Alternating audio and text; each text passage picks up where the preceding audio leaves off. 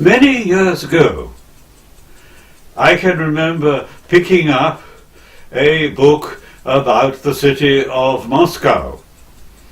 And at the beginning, there was a poem translated from the Russian, somewhat in doggerel. Yet I cannot forget the opening lines of that poem in that English translation. Now, brethren, our heads let us bow before the great and most holy Moscow. So, in this talk, I would like to bow my head before the great and holy city of Russia. When the Russians were converted to the faith, baptism of Russia occurred when the Prince Vladimir adopted the Christian faith around 988 and baptized his followers in the waters of the river Dnieper at Kiev. The development of the main lines of Christian theology had already occurred. Yes, as I stressed in the last talk, theology remained alive and active in Byzantium up to 1453, the development of mystical theology. But the main framework of Christian thought, the doctrines of the Trinity and of the person of Christ, had already been articulated by the 7 ecumenical councils. What the Russians received then was a fully developed scheme of Christian thinking. Also, the divine liturgy, the Eucharistic celebration, had been fixed in its main outlines by the 9th century in Byzantium. Later developments concerned mainly the rites of preparation, but the public service, as celebrated today in the Orthodox Church, is more or less identical, so far as the Eucharist goes, with what happened in the 9th century. So again, the Russians inherited a fully developed form of worship.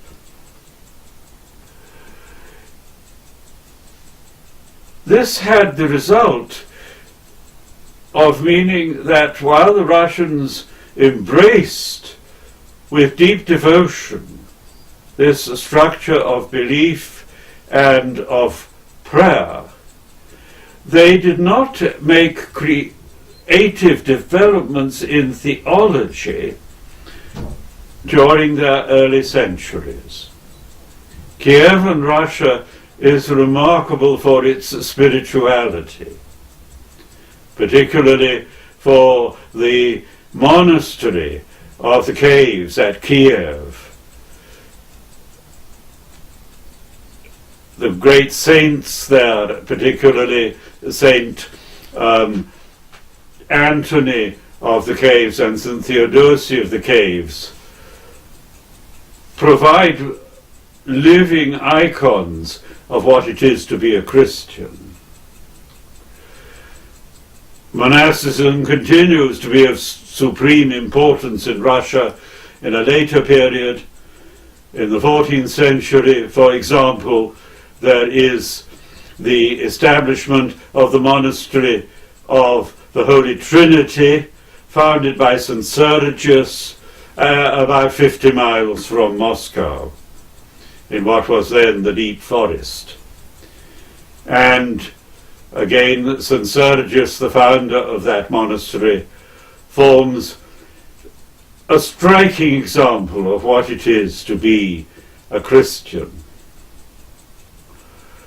So, yes, the Russian Church is remarkable for its saints, chiefly monastic, though we have also lay saints in Russia.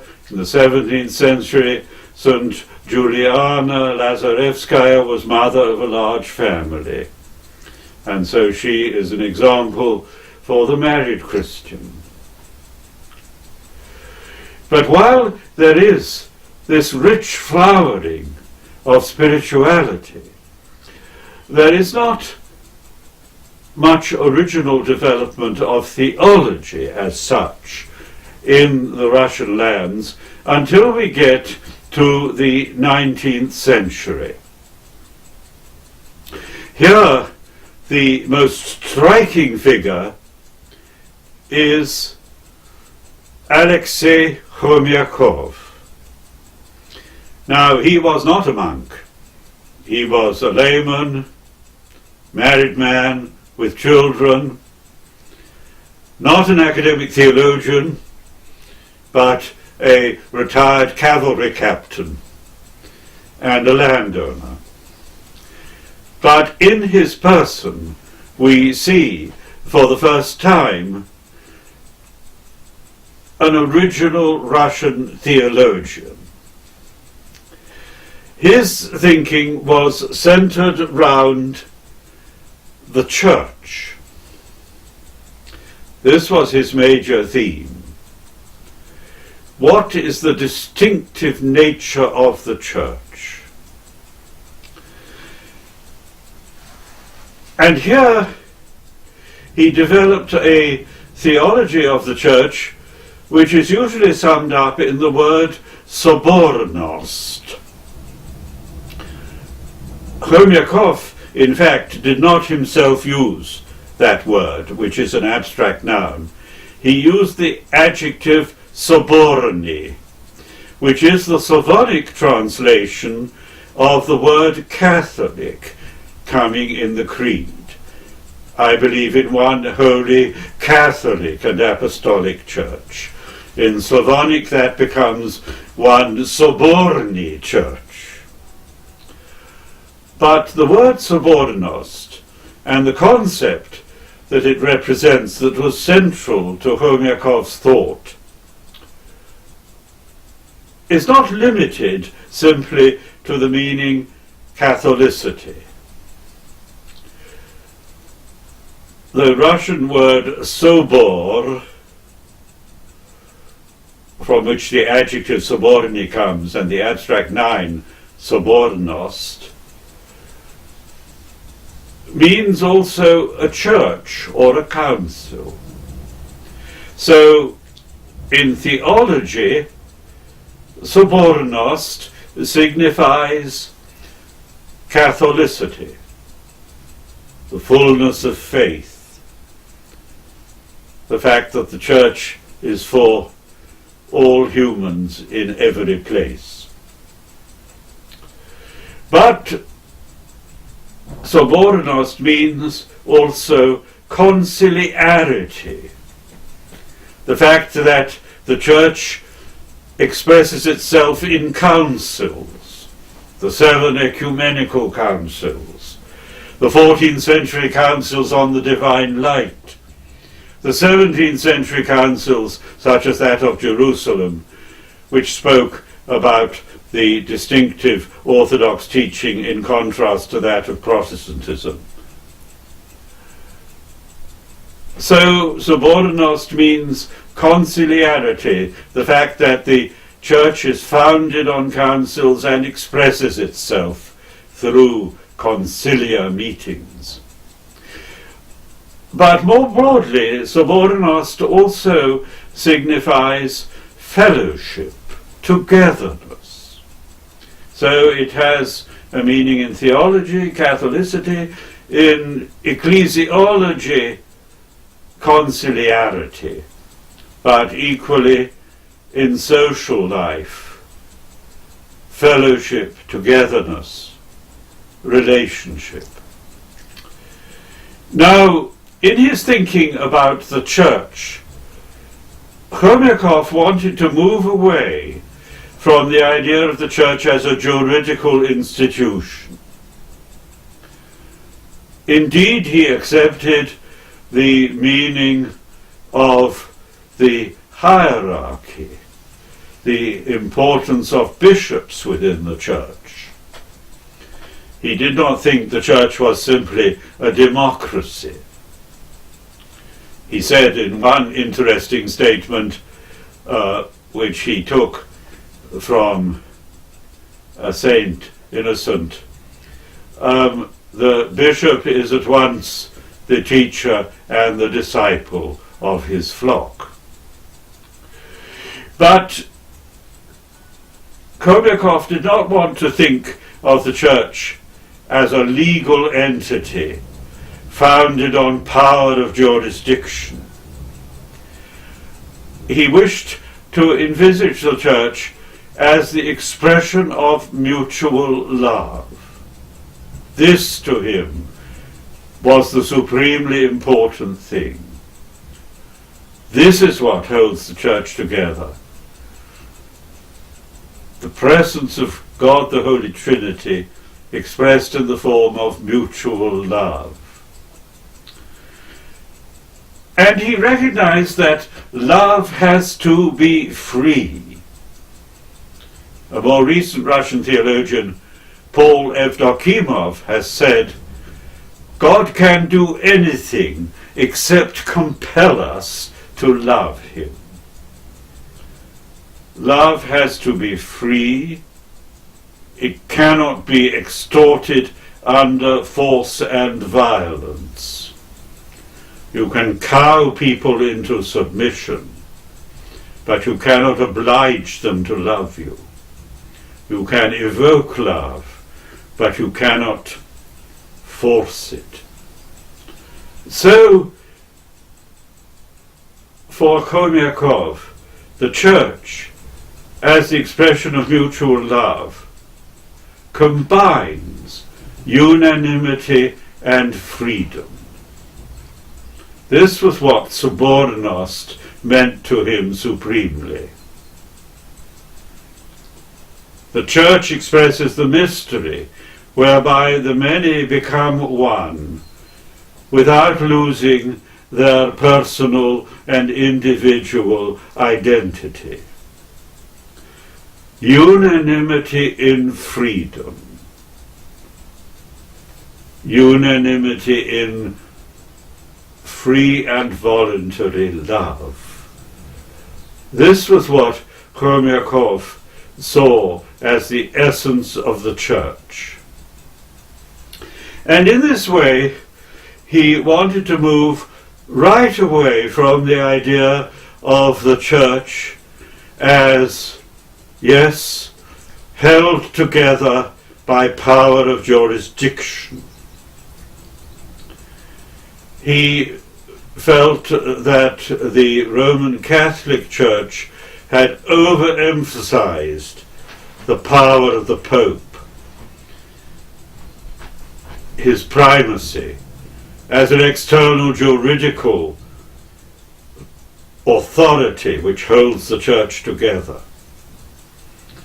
And therefore he felt the Catholic Church had underestimated the element of freedom. Things were rather different in the early 19th century, and for that matter in the time of the First Vatican Council, than they are now in the Catholic Church since the Second Vatican Council. We may feel that Khomyakov was not entirely fair to the Christian West. There's a polemical edge to his writing, but let us try to extract the positive significance of his message. Stating his view in a rather sharp way. He says, "Three great voices are heard in the world today. The voice of Rome, accept my authority and obey. The voice of the Protestants, be free and try to construct for yourself some kind of Christian faith. And the voice of the Church," by which he meant the Orthodox Church. And here he quotes words from the Divine Liturgy. "Let us love one another, that with one voice we may confess, Father, Son, and Holy Spirit, Trinity one in essence and undivided." So he sees in Rome authority without freedom, in Protestantism freedom without unity. But in Orthodoxy, so he believes, so he prays, we have freedom and yet unity in mutual love. He thinks of the Roman Church as a solid brick wall. The different Christians are bricks held together in mortar. He sees the Protestant world as a heap of grains of wheat without real unity.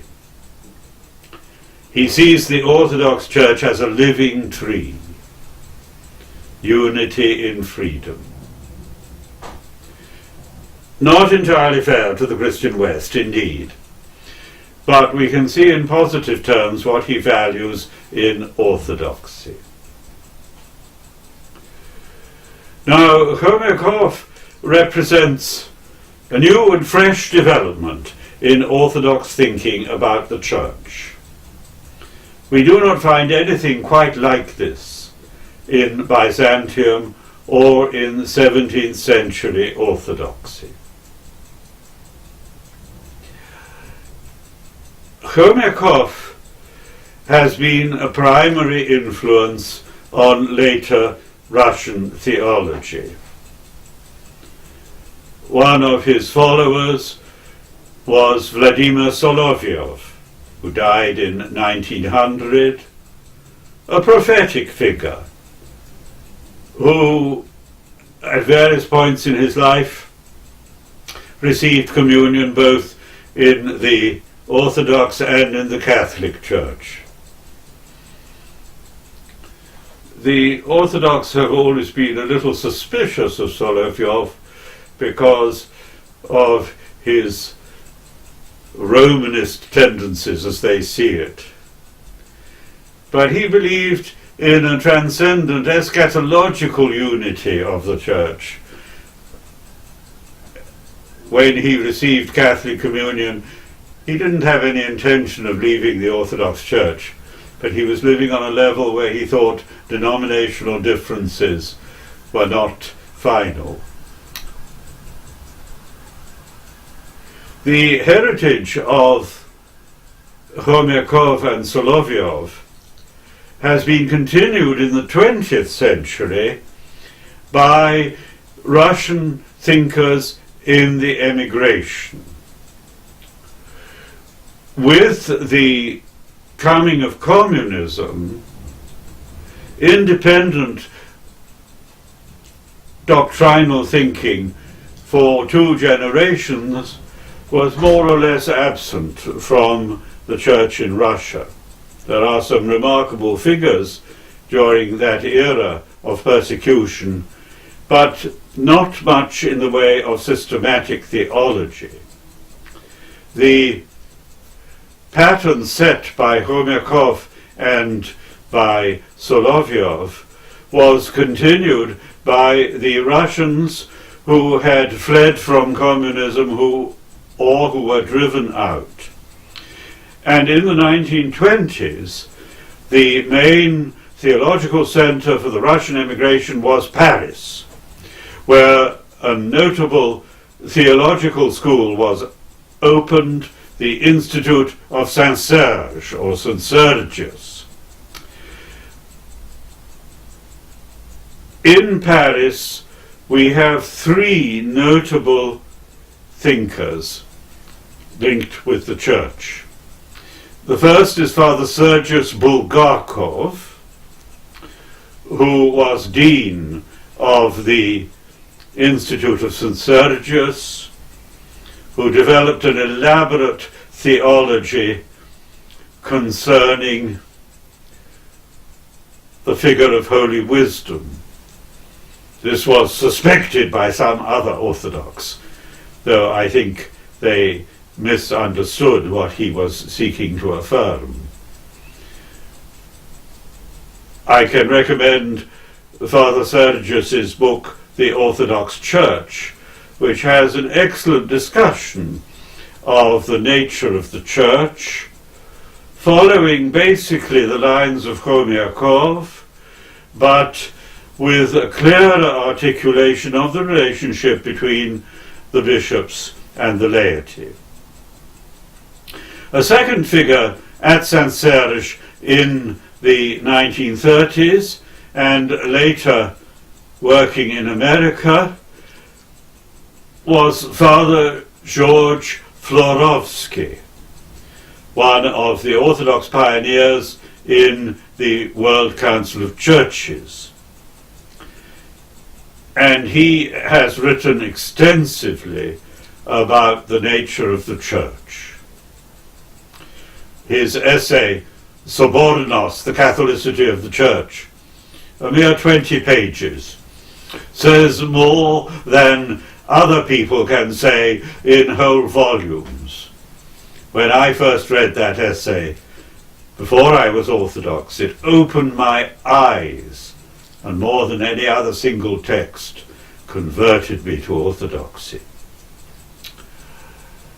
A third notable figure in Paris, who was not in fact linked with the Institute of St. Sergius, was Vladimir Losky, author of a seminal work, The Mystical Theology of the Eastern Church, published in French in 1944, in English in 1957. A book that needs to be read and reread many times. They were not alone in Paris. Linked with St. Sergius, there were a number of other important thinkers. A remarkable constellation, such as has hardly happened in the life of the Church since the 4th century. Russian theologians from St. Sergius after the Second World War went out to America. Father George Florovsky I have mentioned. Bulgakov and Losky did not go to America, but disciples of St. Serge, a new generation, went to America. Father Alexander Schmemann and Father John Meyendorff, most notably, active in the second half of the 20th century. And Schmemann and Meyendorff were closely linked with the theological school of St. Vladimir's outside New York. This has been a growing point for Orthodox theology in the West, and it continues to be a significant center, although it no longer has prima donnas quite on the level of Fathers Schmemann and Meyendorff. There is also in the America today an important Greek theological school, Holy Cross, up in Brookline, near Boston. I mention that lest I should be accused of being too much a friend of the Russians. I have been attacked for that. I am glad to say I am a friend of the Russians, but I am also a loyal member of the Ecumenical Patriarchate and a lover of the monastery to which I belong, the Greek monastery of St. John on Patmos. That's enough about me. Now, there is another important Russian thinker linked with Saint-Serge called Father Nicholas Afanasiev. He takes up and develops Khomyakov's understanding of Sobornost. In a way, he makes it more theological, he roots it more firmly in the life of the Church. Khomyakov's model for Sobornost was the Russian peasant commune. In a slightly idealized way, he thought of the commune as meeting of the peasants where they discuss together and in a free way they reach a common mind, a consensus. And this he saw as a model for the way in which within the Church the many are one, after the image and likeness of the Holy Trinity. So Khomyakov had a sociological model of the Church. Afanasiev develops this, and his model is the Eucharist. He founds the understanding of Sobornost, of togetherness, upon the fact of Eucharistic communion in the Church. He asks the question, what is the Church here for? What does the Church do that nobody and nothing else can do? Yes, the Church is here to preach salvation in Christ. But how does it preach salvation in Christ? Not just through words, but through an action. The actual operation of the Eucharist. At the Last Supper, Christ did not tell us, say this. He told us, do this. The Church is founded not just on words, but on a specific action, the celebration of the Lord's Supper. So what holds the Church together? Not primarily outward power of jurisdiction. The unity of the Church is created from within, through the celebration of the Eucharist, through communion in the mysteries of the Lord's body and blood. The Church makes the Eucharist, but the Eucharist makes the Church. The Church is a Eucharistic organism which becomes truly itself when it celebrates the Eucharist. So, Afanasiev, developing this Eucharistic ecclesiology, provided a sacramental foundation for the notion of Sobornost. The togetherness of the Church, its unanimity in freedom, is expressed above all through the Eucharist. This theology of Eucharistic communion has also been taken up by the greatest living Orthodox theologian, a Greek, Metropolitan John Zizioulas of Pergamum. And he, developing the idea of the Church as a Eucharistic organism, has given it a firmer and clearer foundation than Afanasiev provided. But both Afanasiev and Zizioulas look back, not exclusively, but in a very significant way, to the teaching of Saint Ignatius of Antioch, mentioned early on in this series, who, as I have already said, saw the Eucharist as central in holding the Church together. Eucharistic ecclesiology, this Eucharistic understanding of the Church, constitutes, in my view, the strongest and most fruitful element in contemporary Orthodox thought. The Orthodox were stimulated into thinking about the nature of the Church by several different things in the 20th century. By two things in particular. First, the Russian Revolution. Driven into exile, Russians who had been brought up under the old regime, when the Orthodox Church was a state church, privileged in all aspects of national life, were suddenly confronted by a totally different situation. The Church in Russia had fallen, was under persecution. The whole structure of the state church had crumbled away. That was one thing which led them to ask, what is the Church here for? In recent centuries, in most parts of the Orthodox world, there has been a close link between church and nation. So the Church has been seen as a national entity, an extension of the life of the nation or the ethnos.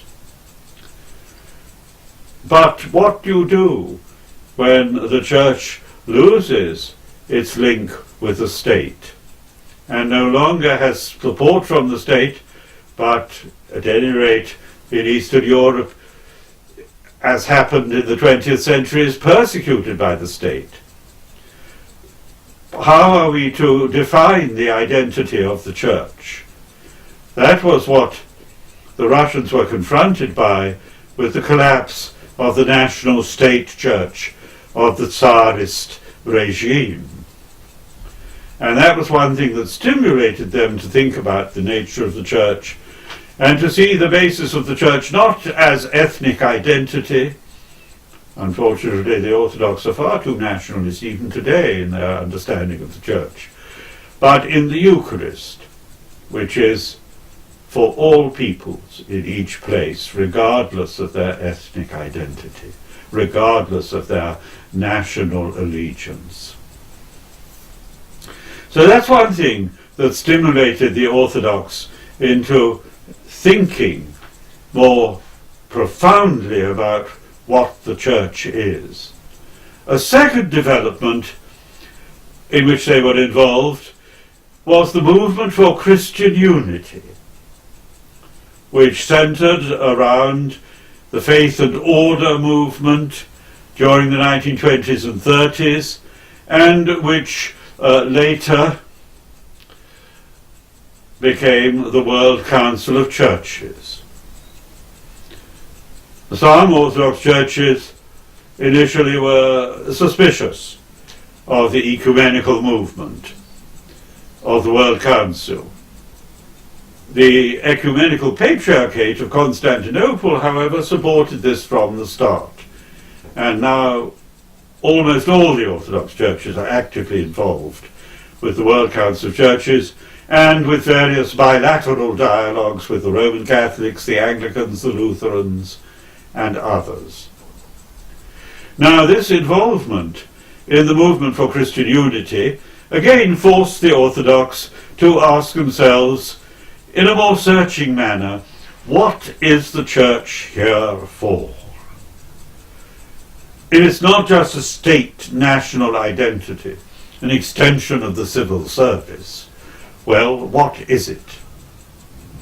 And they were called upon to give an answer to the Protestants and to the Catholics whom they met. The Orthodox Church claims to be one, despite the fact that it is a family of autocephalous churches. Where is its unity if it doesn't have anybody in the exact position of the Pope? In answer to the Catholics and to the Protestants, the Orthodox have said on the whole, our unity is in the Eucharist. Everything else that we do springs from this source. That does not mean the Church is just a cultic association. Of course, there are many other expressions as well as the Eucharist in which the Church engages. But the Eucharist is the source, along with baptism. We cannot separate baptism and communion. They go together. So that was the great question for Orthodox during the 20th century. What is the Church? Now that we are entering on the 21st century, that still remains a fundamental question. But I discern a certain shift. The question now is not just what is the Church, but what is the human person? There is a move from ecclesiology to anthropology. One of the things that have challenged us Christians, not only in the East but also in the West, to think more carefully about the human person has been the emergence of psychology. Freud and Jung and their followers have developed our understanding of human nature. And how is the Church to respond to this? So I notice in contemporary Orthodox theology an increasing interest in this question. What am I? Who am I? The answer is not at all obvious. The human person ranges very widely out of space into infinity, out of time into eternity. We do not clearly understand what we are. We do not clearly understand what are the limits of being a person. This is what Orthodox, in cooperation with Western Christians, are seeking to explore at the present moment. The theologian whom I mentioned earlier, Metropolitan John Zizioulas, as well as reflecting in a very positive way about the Eucharistic nature of the Church, has also found much to say about the person. In particular, he sees relationship as fundamental to our personhood. So long as I remain alone, unrelated to others, I am not fully and truly a human person. Only by relating to others do I cease to become a mere individual and become a person after the image and likeness of God, the Holy Trinity.